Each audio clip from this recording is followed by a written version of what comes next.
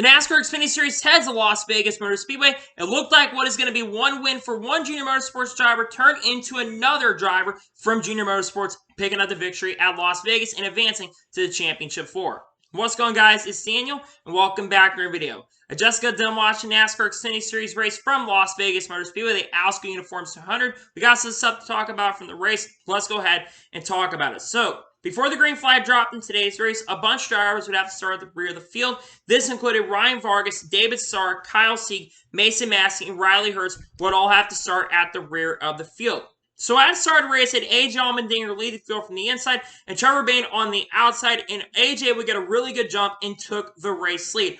On lap number 3 of this race, Trevor Bayne tried to go to the inside of Noah Gragson, got really loose going into turn number 1, but had an incredible save and dropped a ton of positions back, but luckily was able to save it. Then eventually Noah Gragson got around AJ Allmendinger to take the race lead, and then on lap 20 of this race, Noah Gragson got passed by Ty Gibbs, and Ty Gibbs was able to take the race lead. And Ty Gibbs would dominate the early portion, and he would win stage 1 here at Las Vegas Motor Speedway.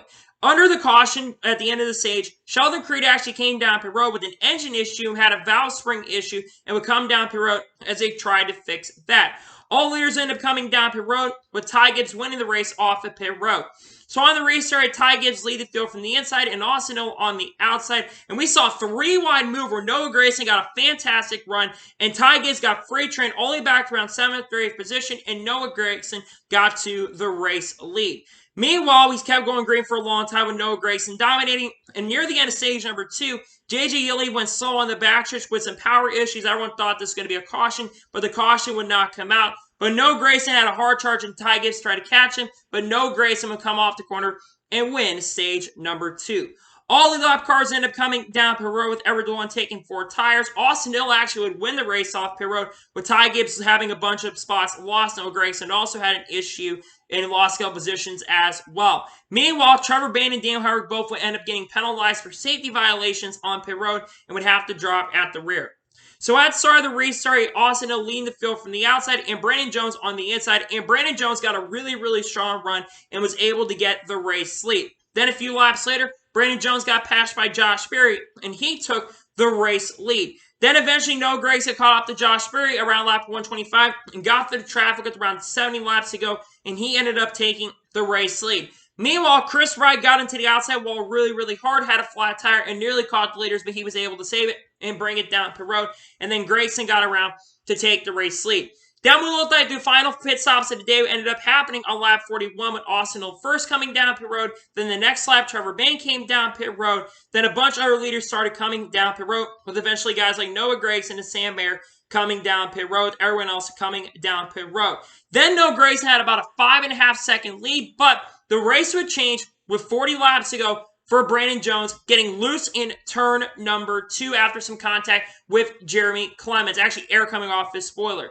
That should not have been a caution. That was a BS caution, in my opinion. Brandon Jones wasn't even 45 degrees. That should not have been a caution, in my opinion. And that was a BS caution. And this would change the complexion of this race. So all leaders would come down pit road except one driver, and that was Landon Cassill, who decided to stay out while the rest of the lap cars basically took 4 tires. So on the restart with 34 laps to go, you had Landon Cassill lead the field from the inside and Noah Gragson on the outside. And then Noah Gragson had a really bad restart. He had to go up and block Ty Gibbs, and Allmendinger sent it 3 wide. Then we had contact between all those drivers. And then the next lap, Josh Berry got a massive run and got into the outside wall and had some contact right there, but he got to the race lead and ended up taking the race lead. Meanwhile, AJ Allmendinger radios on the radio that he has a loose wheel. It says he has a vibration on his car, and he would end up coming to pit road with 24 laps to go in this race. Meanwhile, Noah Gragson is already starting to charge his way back up to the front and gets up to 4th position and battling really hard to get around the drivers. And with around 9 laps to go, he gets up to 3rd. And then with 4 laps to go, he gets up to 2nd, basically trying to pull a slide job on his teammate, Justin Allgaier. Noah Gragson's definitely the fastest car on the track near the end of the race, but he does not have enough time to get up there. And coming off base, well, basically Josh Berry had contact with Jeffrey Earnhardt, and then on the last lap, Justin Allgaier got into the outside wall really hard and didn't have a chance to go there. Noah Gragson tries to close on Josh Berry, and it would not happen. And coming off the final corner, Josh Berry picks up, I believe, his third win of the 2022 season, or third win of the 2022 season, and advances to the championship four with a major victory. Josh Berry picks up the victory and will have a chance to win the championship in a couple weekends at Phoenix International Raceway. Did Josh Berry have the fastest car today? No. I think Grayson, who finished second, had the fastest car today. But he got helped by a caution, no doubt about that. But Josh Berry was in the right position at the right time, and he got him in the right position at the right time. And I feel like Josh Berry's been hit or miss in these playoffs so far, but it seems like they've worked on the speed of his 8 car as of recently and has a really strong run for sure. Congratulations to Josh Berry on advancing to the championship for a rags and riches story, and now has a chance to win his first ever NASCAR Xfinity Series championship. Congratulations to Josh Berry on picking up the victory. So now we're going to go through results of today's race and give you my score of today's race. So Josh Berry picks up the victory. Noah Gragson finishes second. Noah Gragson for sure had the fastest car, in my opinion. He was clearly the fastest car today. That caution kind of screwed him out of a chance to win, but still gets a really strong second place finish. I can understand Noah Gragson's frustration on the radio after the race and basically getting frustrated after the race. He was also a little bit frustrated at Justin Allgaier, but really Justin Allgaier said he had no brakes and everything was cool after that. Feel terrible for Gragson, but Gragson just has a lot of momentum going to his favorite track next week. He'll be a threat to win. Justin Allgaier finished his third. Allgaier had a really good day today. Ran the majority of his race inside the top 10. Good run from Justin Allgaier. Definitely really well-needed points. He finishes third. Ty Gibbs finishes fourth. Ty Gibbs never really recovered to go for the victory. He looked like the strongest car early, but kind of fell back and never fully recovered, but still gets a very solid 4th place finish.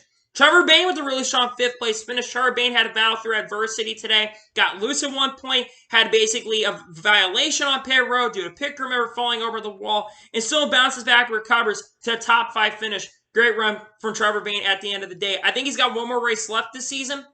He's full-time in 2023.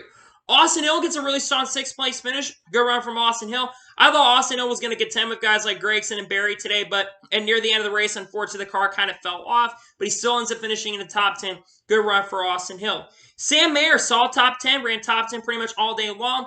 Gets some really needed points going into next weekend. Daniel Hemrick finishes 8th. Decent run for Daniel Hemrick. Brandon Jones gets 9th after having some issues getting sideways. He battles up to 9th. Good run for him. And Anthony Alfredo, how about him finishing in the top 10? That 23 car had a pretty decent day there. 1 point outside the top 20, but battles back to top 10 finish. Good run from Anthony Alfredo. Landon Castle finishes 11th. Not too bad for him. Basically stayed out near the end and nearly got a top 10 off of that. Nick Sanchez with a 12th place run. Good run from Nick Sanchez today. Nick Sanchez ran top 20 pretty much all race long and gets a very solid top 15 finish. You love to see it. Haley Deegan finishes 13th. For someone who's making her Xfinity Series debut and coming in a weekend, a lot of people are talking about her Xfinity Series debut. And I think she delivered today. I know it wasn't a win like some people maybe thought. Some people probably thought she was going to have a chance to win with the team, with the SS Greenlight team. I realistically thought maybe she gets a top 20 finish. She got a 13th place finish in her NASCAR Xfinity Series debut. In my opinion, Haley Deegan needs to be in Xfinity next year because I think she's going to learn a lot faster how to drive these cars than being in the Truck Series in the middle of the field. So I hope she runs full-time next year in the Xfinity Series. Great run from Haley Deegan in her debut. She ran top 20 all day long. She genuinely deserved that 13th place finish. She gets a really fantastic run in 13th for her debut. That is really, really good. Kyle Weatherman, very solid top 15 finish. Weatherman always finds a way to run really, really well in his Xfinity Series races. He finishes 14th. Jeremy Clements finishes in 15th. John Hunter Nemechek looked really good early. He never really was a contender near the end. He finishes 16th. Jeb Burr finishes in 17th. Riley Herb struggled near the end of the race and got put a lap down. He finishes 18th. Maya Snyder finishes 19th. Ran top 20, but unfortunately I think he had some issues late. And Roger Kruf unfortunately finishes in 20th. Roger was running top 10 early in the race. Unfortunately, the car never fully recovered.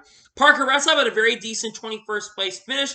AJ Allmendinger, who looked was like was going to get a top 5 finish today. He unfortunately had a loose wheel near the end. He finishes 22nd. Seven Parsons finished 23rd. Chris Wright finished 24th. Garrett Smithley finished 25th. Kyle Seek finished 26th. Jeffrey Hart finished 27th. 28th for Ryan Vargas. 29th for Mason Massey. 30th for CJ McLaughlin. 31st for David Starr. 32nd for Matt Jaskell. 33rd for Bailey Curry. Josh Williams finishes 34th. Matt Mills finishes 35th. 36 for J.J. Yeley, who had an engine issue. Sheldon Creed also had a valve issue, who fell out of the race. He finished 37th. And Ryan Sieg had a steering issue, ended up finishing last in 38th place. So now I want to talk about overall thoughts on today's race and give you my score for today's race. Honestly, today's Xfinity Series race was really, really solid. Yes, it didn't have a lot of incidents that caused a lot of chaos, but I think until that caution came out, this race was a really, really straightforward race. Really, the first 4/5 of this race, really first 160 laps, it was really a straightforward race. Unfortunately, that caution came out, really changed things up, but it really didn't change things up near the end. I wish that caution did not come out, because I feel like, in my opinion, that caution probably should not have come out. But it is what it is. So my overall score in today's race for Xfinity, I'm going to give it overall an 8 out of 10. You don't need a ton of cautions to happen in the race. You just need to have a very, very solid race. And in my opinion, it was an 8 out of 10. I would have given it an 8.5 if not for that BS caution coming out. But an 8 out of 10 is still a very solid score. And honestly, without that caution, it still was a really, really solid race regardless. I'm giving today's NASCAR Xfinity Series race an 8 out of 10. So, that is going to today's NASCAR Xfinity Series race review from Las Vegas Motor Speedway. I want to thank you guys for watching. Please like and subscribe to the channel, notifications on, so you be notified when a video does go live on my channel. Follow me on Twitter, Facebook, and Instagram, and support me on Patreon as well. Links in the description below over that, and comment your thoughts on today's race. What are your thoughts on today's race? Let me know below. Let me know your score in the comments below, and congratulate Josh Berry on advancing the Championship 4 with a win. Let me know in the comments below. Tomorrow on my channel, we're going to have the NASCAR Cup Series race review for Las Vegas Motor Speedway. Then on Monday, we're going to have a NASCAR news recap. We discuss all the NASCAR news and some more details on the Tyler Reddick and Kurt Busch stuff. That'll be coming Monday. Tuesday, more than likely, will be race picks for Homestead Miami Speedway. And we've got other content on the way as well over the next couple weeks. So anyway, like I said, I want to thank you guys for watching today's episode. And I'll see you guys next time for some more great, awesome NASCAR content and other motorsports content on the channel like this. Take care, everybody.